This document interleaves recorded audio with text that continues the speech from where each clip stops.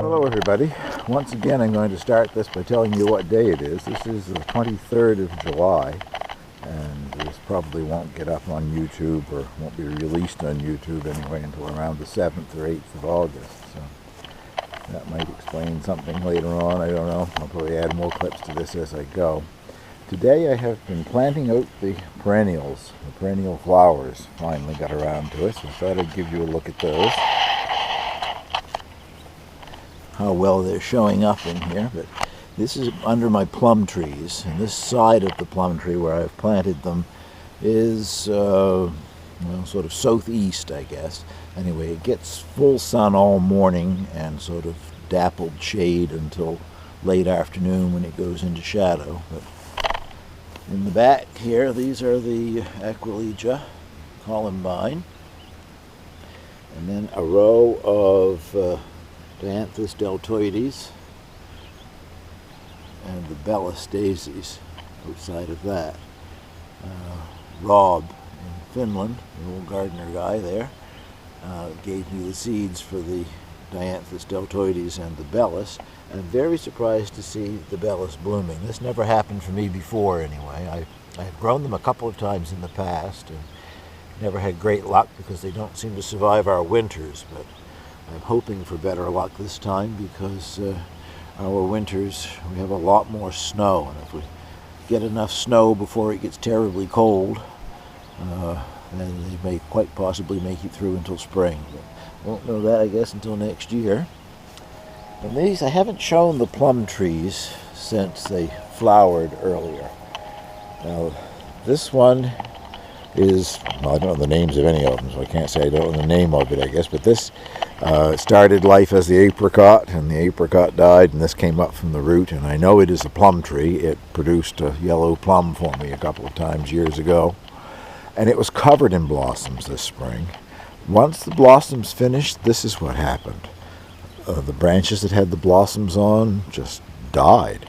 I don't know if that was stress from the horrible winter that we had or what. It has put on quite a bit of green growth on the top, but anyway, it didn't set a single plum that I can find. And this one over here has the Japanese sounding name, but I can't remember what the name is, but it's a pollinator, and according to what I've read on it, it rarely, if ever, has a plum. Well, it didn't have a plum, and it did the same thing. A lot of the branches that had the blossoms on just died after the blossoms were finished, so I don't have any idea what that's all about. But the purple plum, which I don't know, I've had that, must be close to 10 years now, I guess, waiting for it to produce its first fruit, has set quite a bit of fruit. I am noticing some of the fairly large green ones are falling off, so I'll find a place where I can show you some of them that are on the tree here. There's some here. I didn't have to do any thinning, that's for sure, but it did set fruit, and I don't know what's causing, they're not full size. I don't know how big they're going to get, but what's causing them to drop. We did have quite a bit of dry weather, but lately we've been getting some rain. On this one here, you can see, those will come off quite easily. They sort of turn purplish red, and when they're small like that, those are ones that I guess the tree is rejecting those for some reason. The green ones are mostly quite firmly attached, but some of them are dropping. I won't be able to find it, I'm sure, but I found a couple this morning that are exuding sort of a glistening gel out of a couple of holes on them. I think I do see one. I presume that has something to do with a parasite. You see this here? It's almost like a jelly. Syrupy stuff that's congealed in 3 different places on that one, so I'm assuming that's where some sort of a creature has gone in. So I hope I get something out of this eventually. Where I have put the perennials that I'm not standing on, I'm standing in amongst right now. This is an area that I sheet mulched earlier this spring, and the chickens have left it alone. When they're out free ranging, they don't bother this. I've got to keep an eye on them now because they come straight through here when I let them out to get over here to this red currant.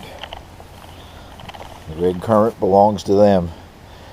I used to use them, but now that I have black currants, I prefer the black, and the hens would think these are really a great treat. They come up and eat off of it every night. But what I'm concerned about is I've also sheet mulched, spinning you around here a lot, I realize. I've sheet mulched over here in a couple of places. Now this was done the same time as around the plum trees, and they've left it alone. That's the snowball viburnum. But down here, where I planted these three little shrubs, and sheet mulching, if you don't know what I'm talking about, you put down cardboard first and then a mulch over the top of the cardboard. Well, the mulch I'm using is barn dressing out of the chicken coop, and they think it's great fun to come tear this all apart. All those pieces of cardboard, I had that pretty well picked up the other day, but every time they get out they come here and dig more, so there's something in this that they like. I just hope they don't come up and find something similar where I've planted the perennials. And they hear me, they want out, so I haven't shown you the chickens in a while. I might as well go let them out, I guess. It's late afternoon. They usually get out this time of day anyway. My lawn chair is upside down because if I let them out, they get up and roost in my lawn chair, and we all know what a chicken does when it roosts, and I don't want to sit in it. Hello, ladies. You want to come out?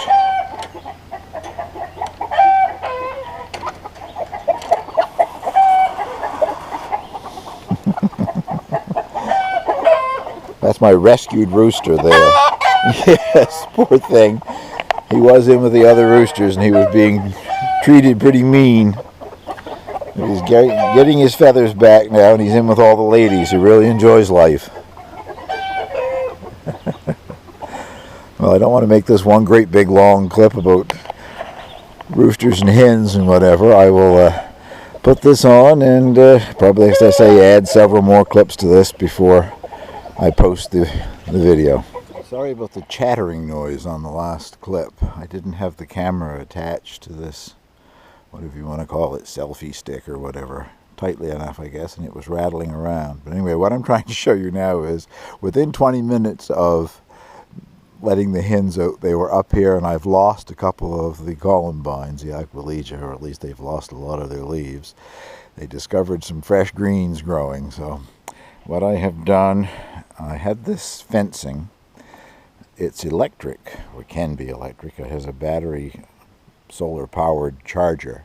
I bought it back when I first got hens again, about 4 years ago, thinking it would make a great way of, a daytime pen for the hens. Nothing would be able to get in at them because of the electrified fence around them, and they would be able to move them onto fresh greens every day and all that good stuff. Well, that didn't work. The problem here is not four-legged predators. It's predators with two wings.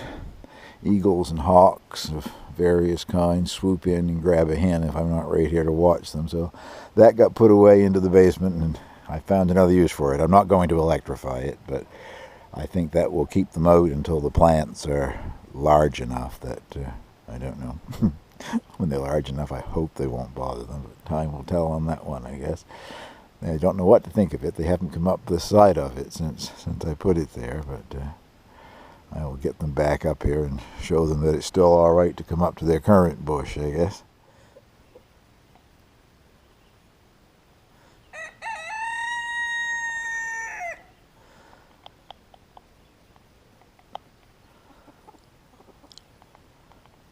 Some of the girls in Prince Leah are back for some red currants.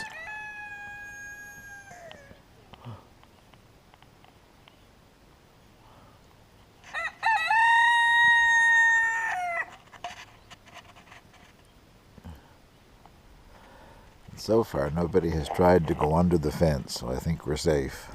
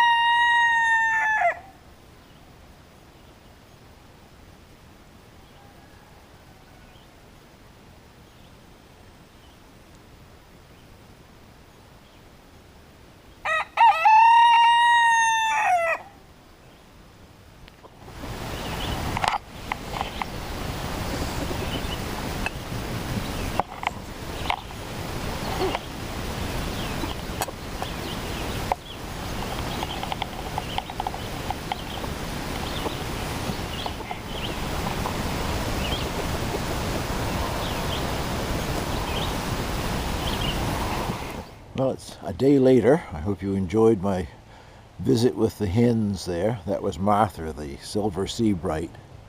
That was checking out my plate to see if there was anything good left over from dinner. What I'm showing you now is one of the things that thrills a gardener. I have had these hazelnut trees for a number of years. This largest one, oh heavens, I don't know, 7 or 8 years anyway. And for the last 3 or 4 years it has produced both the male catkins and the female blossoms. I even tried direct pollinating it one year by taking one of the catkins and tapping it on the blossoms, but it didn't work. I brought this one originally from a company in Quebec, and they didn't say anything in their write-up about it requiring a different variety for cross-pollination. Just that it was very hardy, and I always thought that it would be difficult to grow them in this area, so I was glad to find one. If it grew in Quebec, I was sure it would grow here.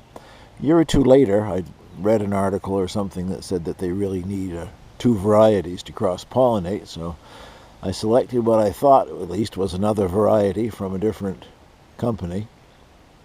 And finally this year, that one had a few male catkins on it, and I guess that proves the point. They really needed something to cross-pollinate. I don't have any great crop of hazelnuts coming, but around this bush, which is fairly large now, I found several clusters like that. So if the squirrels don't beat me to it, I'm going to have my first hazelnuts this fall.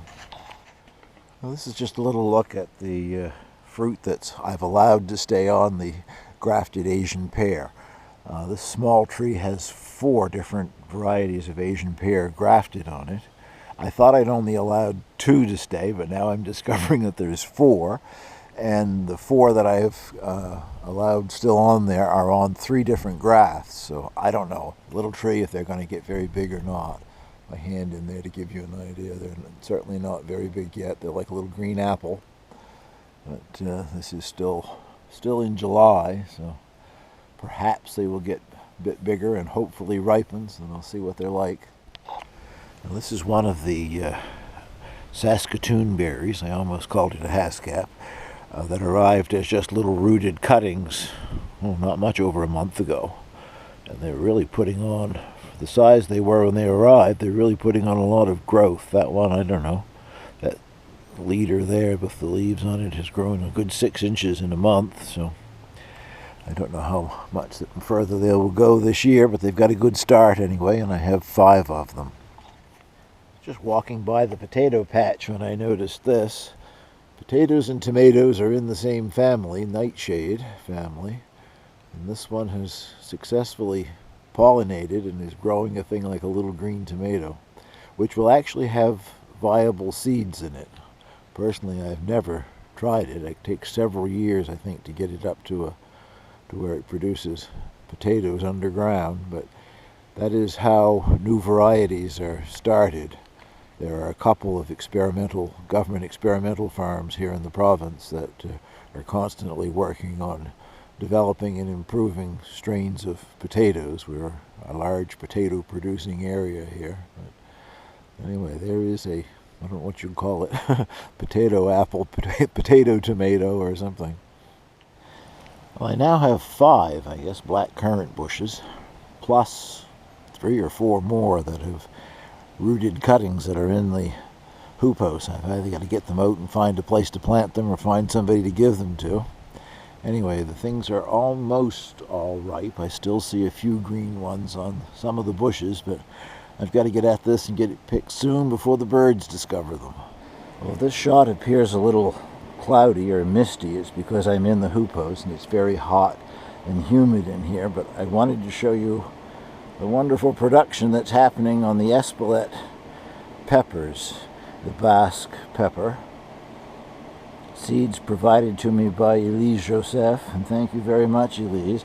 This is just one of the 4 plants, and well, it's the easiest one to get shot of, I guess. I think probably the plant behind me actually has more peppers on it, but they're all doing an excellent job. I'm not sure how much bigger they get before they start to change color. That's about, what, 3.5–4 inches long, and that I think that's probably about the largest. One, the plant behind me might have one that's 4 inches or a little better, but very pleased with the progress on them. That's my first yellow crookneck squash. I've never grown them before. I suppose if I touch it, it'll come right off of the plant. I'm not sure how much larger to let it get. I don't want it to get old and tough, but I'll probably leave it a few more days anyway. I've been hand pollinating. This is also in the hoop house. I find if I leave it to the insects, even outside in the garden, I lose some of the fruit. So wherever possible, I've been hand pollinating. And thank you very much for watching. This will end this video, I guess, on the 24th of July here. But this is one of the 2 Hokkaido pumpkin squash, whatever, that I have growing so far. That was hand pollinated, less than a week ago, and it's grown quite a bit and has turned a nice yellow color. The other one, I hope I got it pollinated. I think it might have bloomed yesterday and I missed it, but this morning I sort of opened it back up a little bit and made sure it had pollen anyway. Well, thank you for watching.